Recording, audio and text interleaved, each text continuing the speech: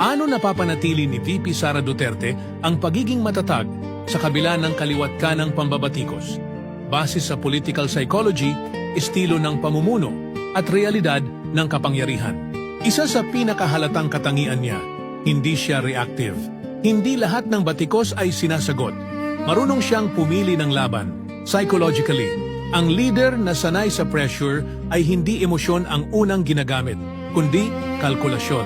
Pangalawa, sanay sa kritisismong may halong atake. Mula pa noon, anak ng isang polarizing na presidente, maaga siyang na-expose sa personal attacks, character assassination at media pressure. Kaya ang resulta, manhid na siya sa normal na batikos, tinatamaan lang siya sa may political consequence, hindi opinion lang. Pangatlo, may solid na inner circle.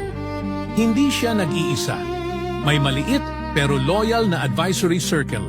Hindi basta-basta nakikinig sa lahat. Mas pinapahalagahan ang loyalty, trust, discretion.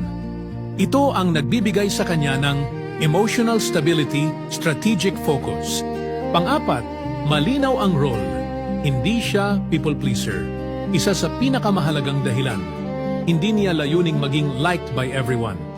Mas mahalaga sa kanya ang authority control order, trade-off, matatag. Hindi palaging popular, pero sa politika, mas tumatagal ang leader na may direksyon kaysa leader na puro papuri. Panglima, may pinanghawakang misyon kahit hindi lagi binabanggit. Kahit hindi vocal, malakas ang sense of duty at legacy. Hindi lang personal ambition, may pakiramdam ng may kailangan akong tapusin. Ang leader na may ganitong mindset, mas mahirap igiba ng opinyon, mas mahirap i-pressure ng media noise. Pang-anim, discipline sa public image. Makikita mo, bihira sa emotional outbursts, maingat sa galaw.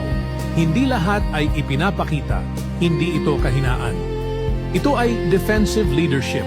Kapag kaunti ang binibigay mong bala, kaunti ang ipuputok laban sa iyo. Pangpito, may malinaw na base ng suporta. Kahit may malakas na kritisismo, may solid provincial base, may political machinery, may sektor na naniniwala sa strong leadership. Kapag alam ng leader na may sasalo sa akin kahit bumagsak ang ingay, mas nagiging matatag siya. Ang tibay ni VP Sara Duterte ay hindi galing sa papuri, kundi sa kakayahan niyang tiisin ang hindi pagkagusto sa kanya.